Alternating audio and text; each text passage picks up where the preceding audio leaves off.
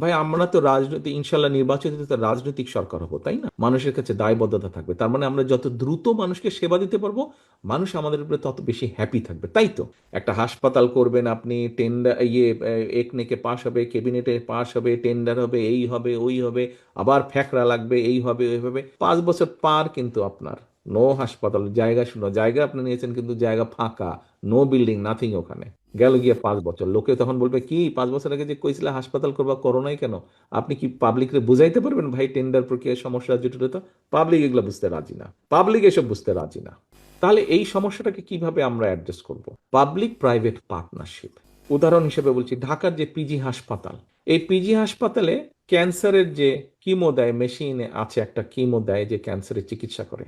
এই কিমো মাসে 100 জন মানুষকে কিমো দিতে পারে, ওখানে লাইন হচ্ছে 200 জনের। এখন এই 100 জন শেষ হতে হতে 101 জন আস্তে আস্তে ও বেচারা তো আরো অসুস্থ হয়ে যাবে। ঢাকার প্রাইভেট হসপিটালের মধ্যে মনে পড়লে একটাই নাম প্রথমে মনে আসে, এভার কেয়ার। ম্যাডাম যেহেতু আছেন, স্বাভাবিকভাবে ওই নামটা সবচেয়ে প্রথমে আমার মাথায় আসে। ধরেন আমরা এভার কেয়ারকে নিলাম। এভার কেয়ার তো প্রাইভেট হসপিটাল, অনেক দামি হসপিটাল, তারও একটা মেশিন আছে ওখানে, সেটারও 100 জন ক্যাপাসিটি। কিন্তু যেহেতু দামি হসপিটাল, সবাই তো, একজন রিক্সা চালক, একজন সিএনজি চালক, একজন মুদির দোকানদার, অথবা একজন গৃহকর্মী, বা একজন ক্ষুদ্র ব্যবসায়ী, একজন ছোটখাটো লয়ার, একজন ছোটখাটো ডাক্তার, বা যেই একজন প্রাইমারি স্কুলের শিক্ষক, যেই ধরেন না কেন, এরকম তাদের পক্ষে তো হয়তো বা সম্ভব না। আর যদি সম্ভব হয়, সহায় সম্পত্তি সব বেচে একদম ফতুর হয়ে যাবে বেচারা এই মানুষগুলো, যদি এভার কেয়ারে চিকিৎসা করতে হয়।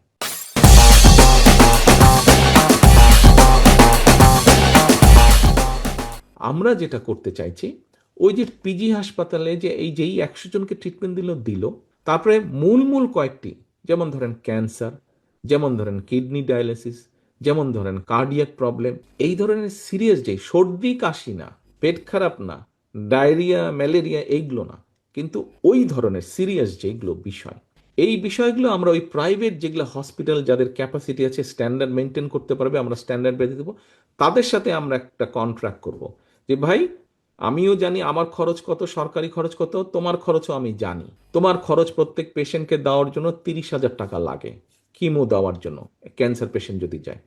আমি তোমাকে কিমোর খরচটা দিব, ঠিক আছে? কেবিন খরচ তুমি তার কাছ থেকে, তাকে যদি ওয়ার্ডে রাখো তুমি এর বেশি নিতে পারবা না, তুমি তাকে কেবিনে রাখবা না, তুমি তাকে ওয়ার্ডে রাখো, তুমি এর বেশি নিতে পারবা না, মিনিমাম এতটুকু তোমাকে, ম্যাক্সিমাম তুমি এত চার্জ করতে পারবা, এরকম একটা কন্ট্রাক্ট তাদের সাথে আমরা করব। তাহলে যেটা সুবিধা হতে পারে, সবকিছু আমাদেরকে পরিসংখ্যান থেকে আমরা সবকিছু যা বলে, যে তখন আমরা রোগীগুলাকে বিভিন্ন জায়গায় ভাগ করে দিতে পারবো। আমাদের সবচেয়ে বড় সুবিধা যেটা হবে, রোগীগুলোকে আমরা সাথে সাথে দ্রুততার সাথে ট্রিটমেন্ট দিতে পারবো আমরা।